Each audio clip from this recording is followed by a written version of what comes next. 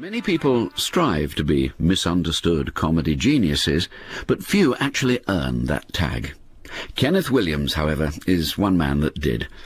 My first memory of Kenneth was on the radio in various comedy shows, including Hancock's Half Hour and Round the Horn, when me and my chum Colin Campbell tried to talk to each other in Ken's brilliantly grotesque character voices. I very much valued his friendship when I later worked with him on radio and in television episodes of Jack and Nori. As well as being a master of mirth, he was a consummate actor. I've always enjoyed the story of the theatrical impresario Binky Beaumont informing the inimitable Dame Edith Evans that Kenneth Williams would co-star in her next West End play. "Are you sure that's a good idea?" she said. "He's got such an extraordinary voice." This play, Diary of a Madman, was written by Nikolai Gogol in 1834 and has been declared by the British Medical Journal as being the first and most explicit portrait of schizophrenia in literature. Who better to give voice to a depiction of the gnawing tedium of life than the supreme acting of Kenneth Williams? In 1963, Richard Williams directed Kenneth Williams in a recording of Nikolai Gogol's Diary of a Madman for a planned animated film. The film was never completed.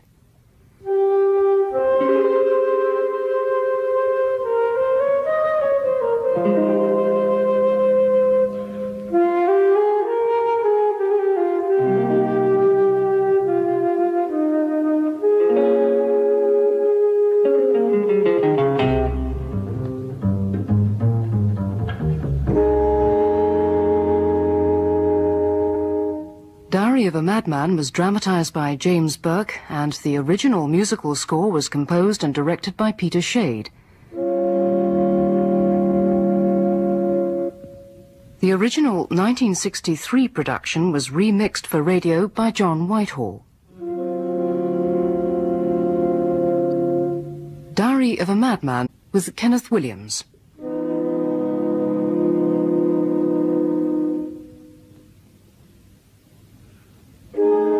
October 3rd.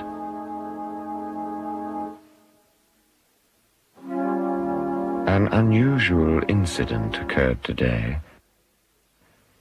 I slept in until 10 o'clock, something I never allow myself because of the malicious spite of our supervisor.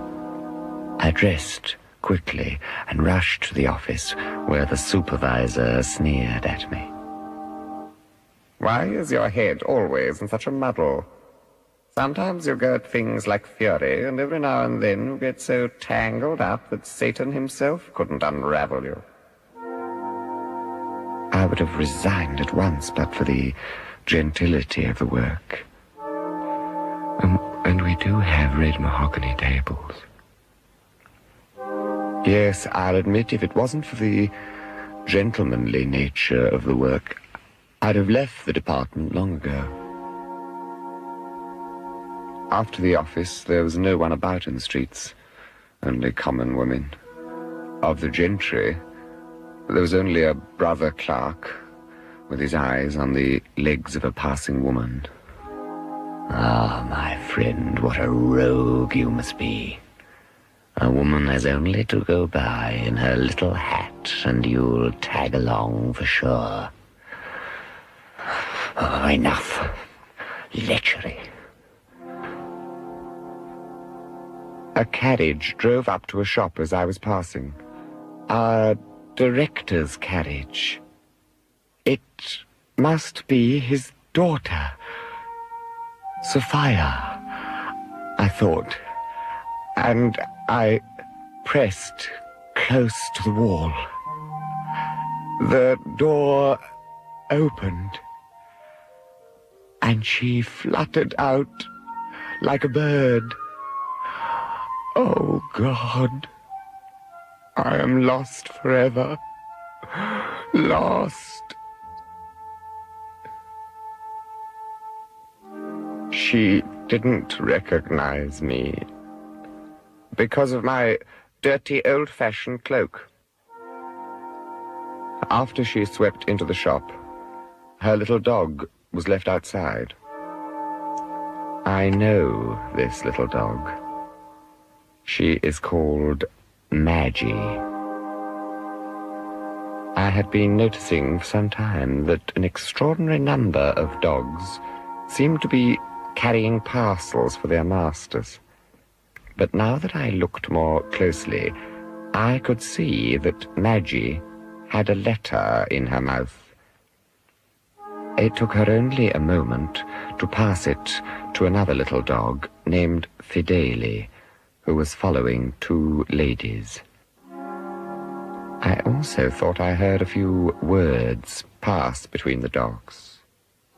Steady, I told myself. Don't be surprised. Dogs are a very intelligent race, always observing us human beings and saving their comments for themselves. I do notice that lately I've begun to see things which no one else has ever yet seen or heard. I decided to follow the women into Meshkanskaya Street, where they turned into the Sverkov house. All right, I thought. At the first opportunity, I'll definitely make use of this. October 4th. Today is Wednesday, and so I was in the director's study to mend his pens. Our director is particularly fond of me. If only his daughter were too. Oh, what knavery. Never mind. Never mind. Silence.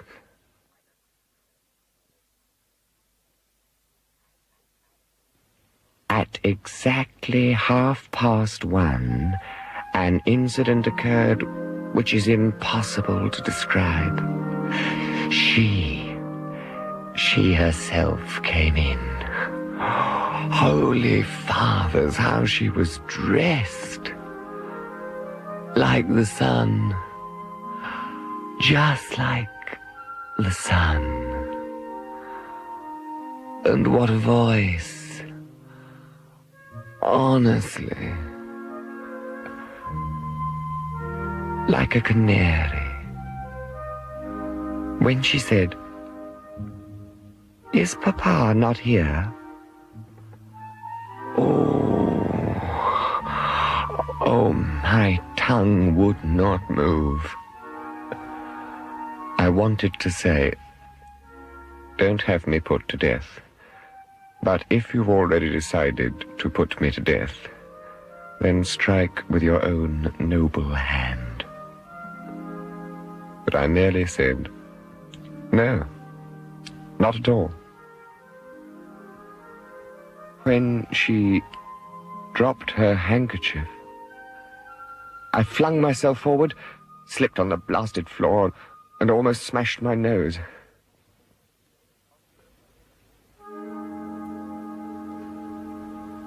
Towards evening, I went to Her Excellency's gate and waited a long time in case she should come out and get into her carriage, so that I should see her once again.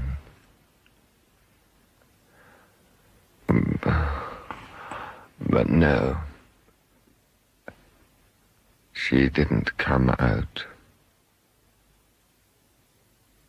She didn't come out. November 6th. The supervisor has begun to get waggish.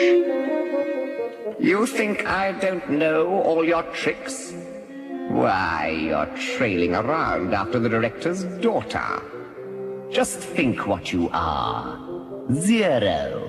Less than nothing. Penniless. And just look at your face in the mirror. How can you think of such a thing? He's jealous. I'm a gentleman. I'm only 42. An age at which a career is only just begun. Just wait, my friend. You won't be fit to lick my boots. Poverty. My only trouble is poverty.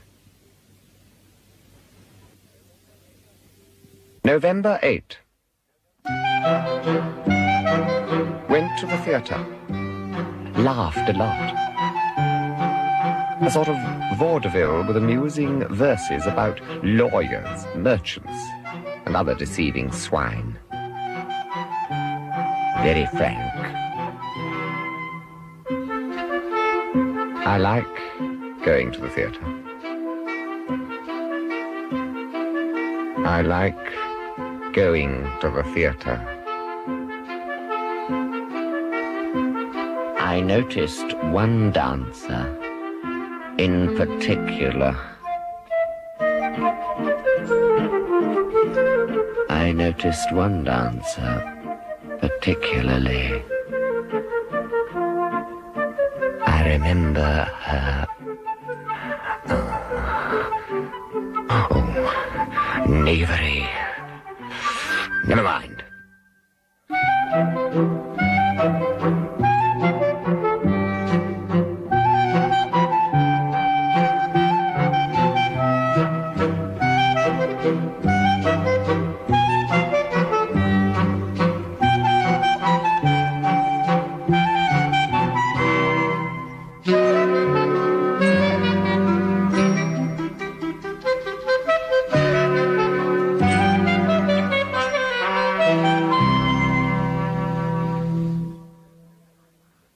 November 9.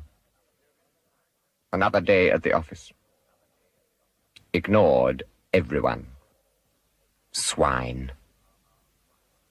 Passed through the director's quarters, but no one was about. After dinner, for the most part, lay on my bed.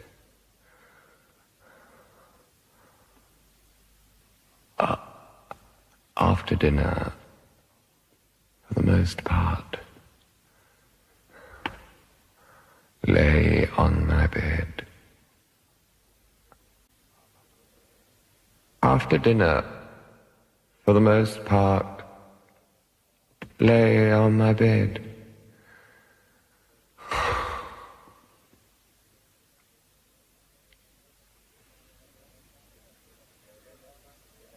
November 11. Sat in the director's study today. Mended 23 pens for the director. And for her, 4 pens for her excellency. Someday.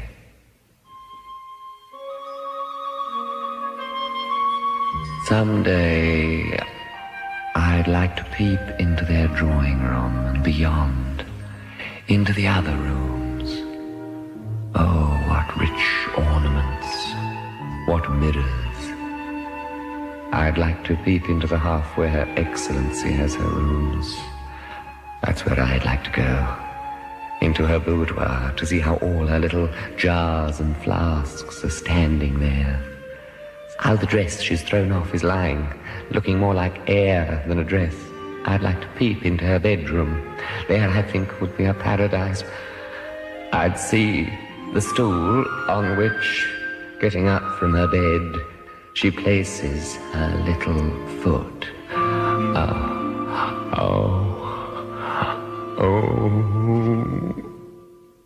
Never mind. Silence. Tomorrow, I must get hold of the correspondence which these wretched little dogs have been exchanging. Then I shall probably discover a thing or two. November 12.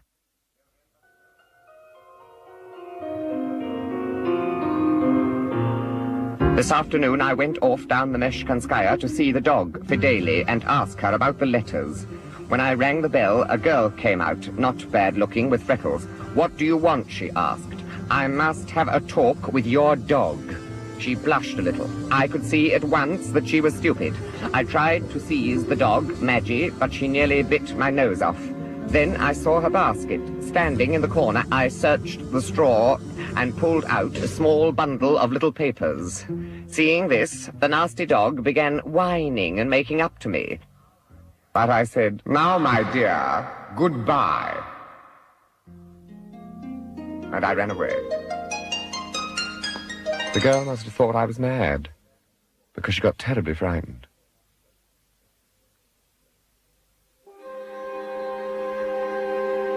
When I got home, I began sorting the letters, but I couldn't see very well by candlelight. So I went for a stroll to think the matter out. Dogs are a wise race. I shall probably find out everything.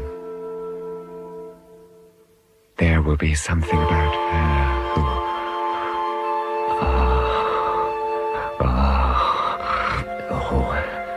knavery. Knavery. Never mind. Silence. November 13. Well, let's have a look now. The letter is pretty legible, but there is something rather doggy about the handwriting. Dear Fideli, I think that sharing one's thoughts and feelings with another is one of the greatest blessings on earth. That idea is stolen from a work translated from the German. I don't recall the title. Dear Fideli, does not my life flow amid pleasures? My young lady, whom Papa calls Sophia, loves me to distraction.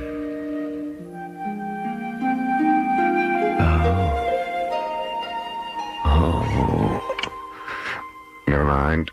Never mind. Silence.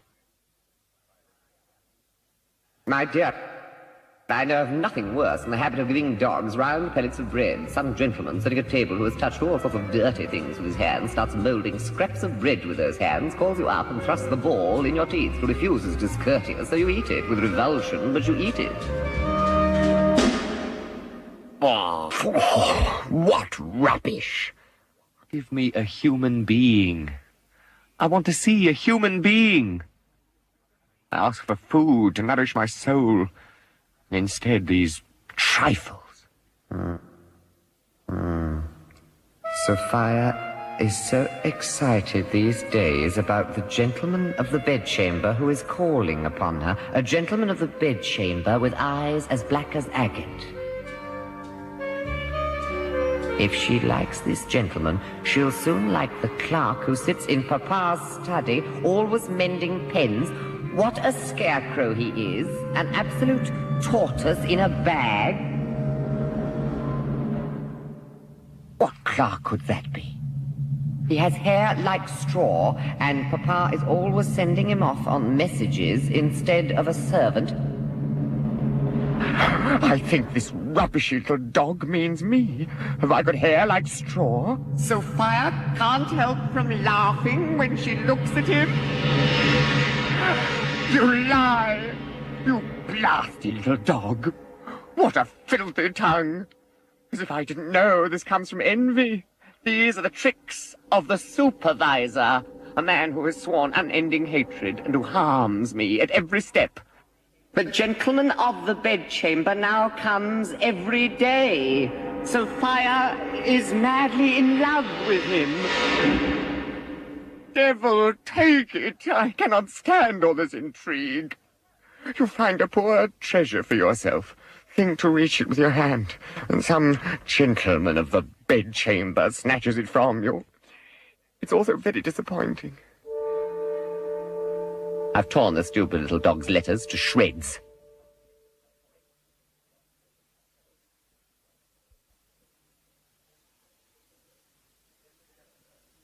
December 3rd. Impossible. Absolute twaddle. There can't be a wedding. What if he is a gentleman of the bedchamber? That's nothing. A mere title. Does he have a gold nose? Or 3 eyes? Gentleman of the bedchamber, indeed. He is no better than I. Perhaps I am really a count or a general, and only appear to be a clerk. Perhaps I don't know myself who I am. After all, there are many examples in history where a mere peasant turns out to be a prince. Can't the title of Governor General be bestowed on me this very moment? This very moment?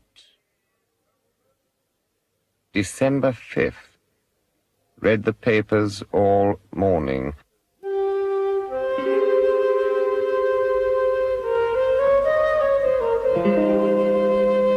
Strange things are happening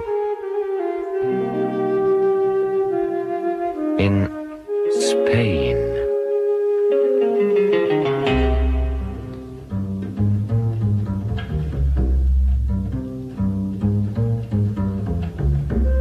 The throne is vacant. Rebellion is rife. Strange. How can the throne be vacant? A kingdom can't exist without a king. There is a king, but he is somewhere in hiding. December 8th. I couldn't get the Spanish affairs out of my head. These events upset me so much. I couldn't sit down to anything all day. Lay on the bed, for the most part, and debated the Spanish question. An empty throne is unthinkable.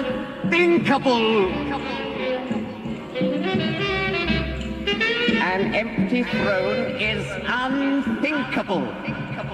An empty throne is unthinkable. An empty throne is unthinkable. An empty throne is unthinkable.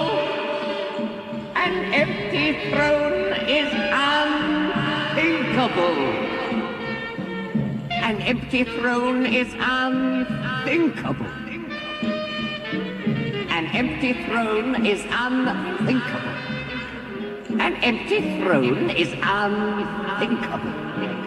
An empty throne is unthinkable. Year 2000, April 48th.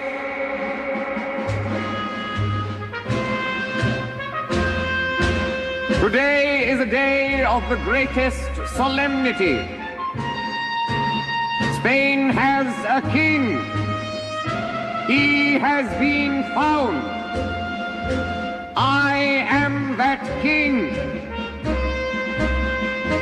I discovered this at precisely 2 minutes after 7 this morning.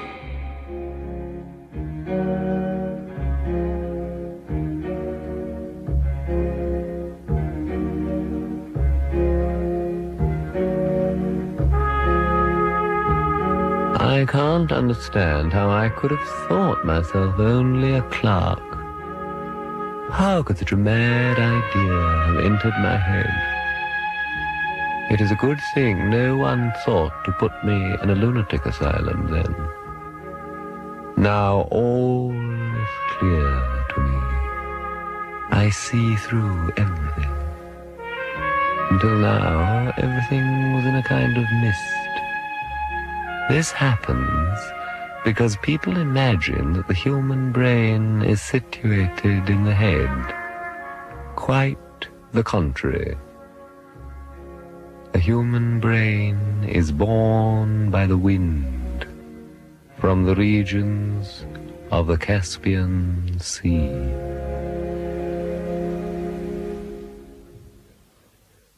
I didn't go to the office.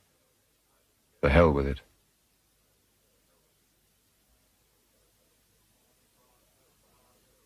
Martoba, 86. Between night and day. Our administrative clerk came today to say I must go to the office.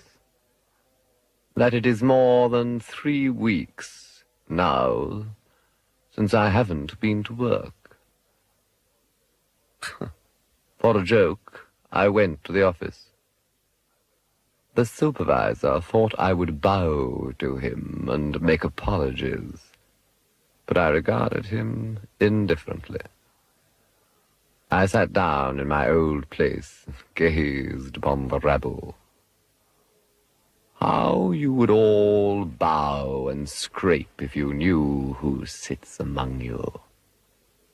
What amused me was when they put a paper before me to countersign, but right in the very central space, reserved for the director's signature, I wrote, Ferdinand V.A. But I didn't insist on allegiance. From there, I went to the director's flat.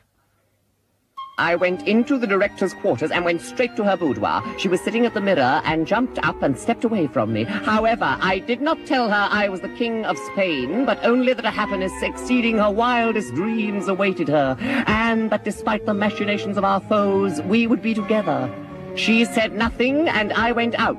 Oh, that crafty creature, woman. They marry only for ambition, and ambition is caused by a little bubble under the tongue which holds a smallish worm about the size of a pinhead, and a certain hairdresser is responsible for it all, one who lives in Gogol Street. I don't remember his name, but it is notorious that he and a certain midwife want to spread Mohammedanism all over the world, and it has already taken root in France. No date. The day was dateless. Went incognito along the Nevsky Prospect.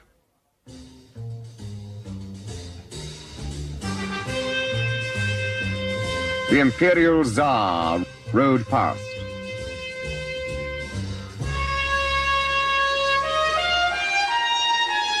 The whole town took off their hats, and I did likewise, but gave no sign of being King of Spain.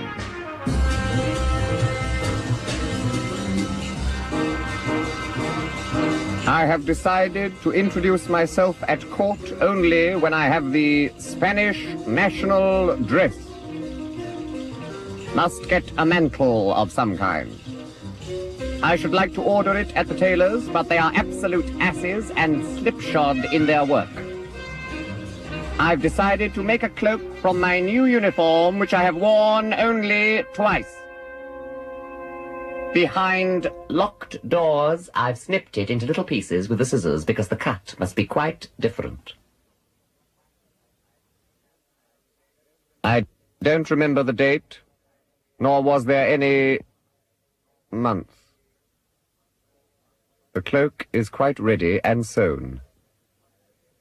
As yet there has been no deputation from Spain, though I expect it at any hour. Date 1.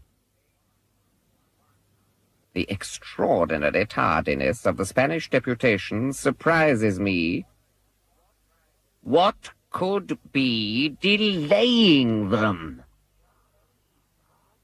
France? China? Japan? Bolivia? Kenneth Williams at his bizarre best, in a programme that wasn't aired until 1991, 3 years after he died.